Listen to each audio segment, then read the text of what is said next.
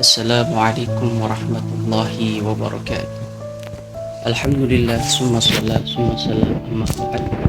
Alhamdulillah, pada pertemuan kali ini kita masih diberikan kesempatan untuk berbagi ilmu. Kali ini kami akan sedikit membahas terkait bagaimana hukum merayakan 17 Agustus ya, karena sebentar lagi kita akan merayakan hari kemerdekaan. Sedikit membahas terkait daripada hukum memperingati perayaan kemerdekaan bangsa Indonesia. Ya, langsung saja. Bismillahirrahmanirrahim. Ketika ditanya terkait hukum daripada merayakan hari kemerdekaan karena bangsa Indonesia jatuh pada 17 Agustus, nah, itu sebenarnya diperbolehkan atau tidak gitu. Karena ada sedikit pandangan daripada orang yang mengaku bahwa memperingatinya itu hukumnya bid'ah gitu ya. Nah, kita bahas langsung saja ya. Jadi daripada hukum memperingati hari kemerdekaan bangsa Indonesia, walaupun tidak ada nas yang tertulis ya, artinya rujukan ataupun dalil terkait adanya hukum memperingati hari kemerdekaan, akan tetapi kita dari kalangan kita Nahdiyin, nah itu adalah bahwasanya memperingati perayaan 17 Agustus itu adalah hukumnya diperbolehkan. Bahkan ada para kiai mengatakan malah hukumnya wajib. Karena apa? Karena dalam memperingati momen kemerdekaan itu kita ada bentuk tasyakur ini. Makanya yang diambil adalah sebenarnya bentuk tasyakur. Dalam 17 Agustus kita ada bentuk tasyakur, bersyukur kepada Allah dengan Allah telah memerdekakan bangsa Indonesia. Nah, itu adalah sebenarnya itu yang kita ambil adalah bentuk daripada tasyakurnya.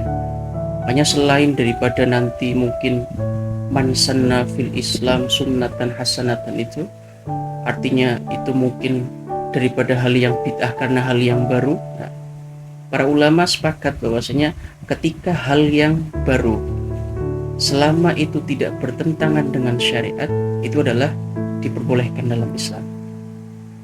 Sama halnya kemerdekaan ini.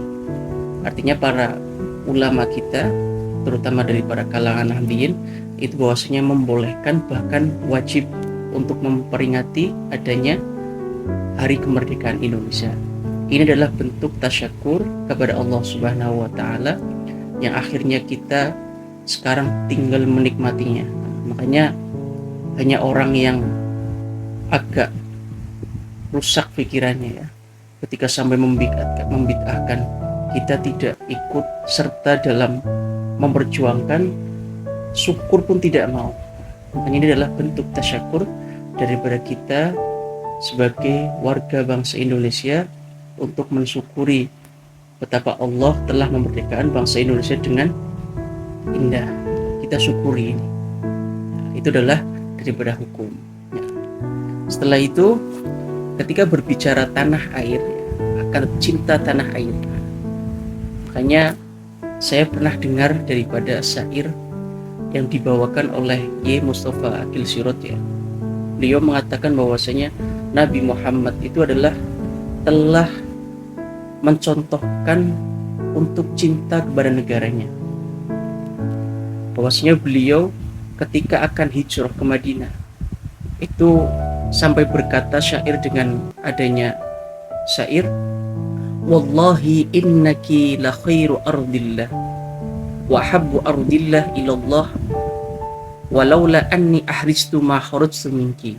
Bahwasanya ini syair yang dibawakan oleh Rasulullah ketika akan hijrah ke Madinah, yang artinya, wahai Mekah, sungguh engkau adalah bumi yang terbaik bagi Allah, dan dicintai oleh Allah. Yang dikatakan walaula anni ahrijtu ma kharajtu minki. Kalau saja aku tidak dikeluarkan darimu, karena waktu itu bangsa Quraisy, maka aku tidak akan pernah meninggalkanmu. Nah, ini adalah bentuk daripada syair cinta tanah air Rasulullah kepada Mekah.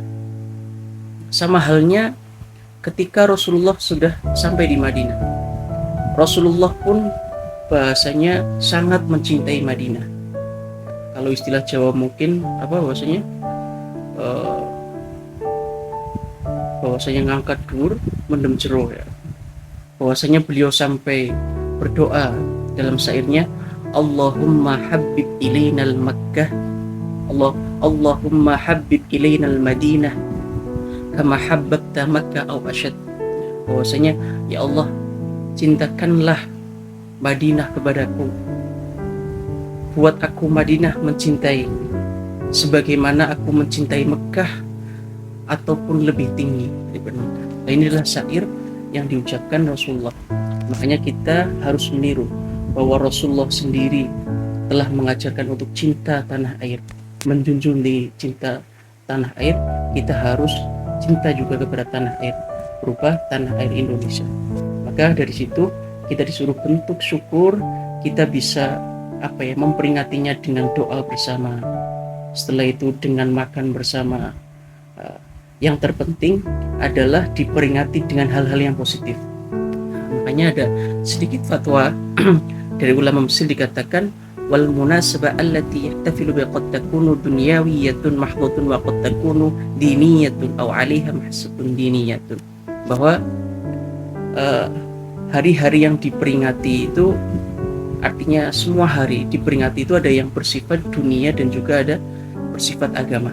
Nah, ini adalah kepentingan ya, artinya ya. Adapun juga yang bersentuhan dengan agama. Maka wal Islam bin nisbah ila ma huwa dunyawi la yamna'u minhu ma damal qasdu thayyiban.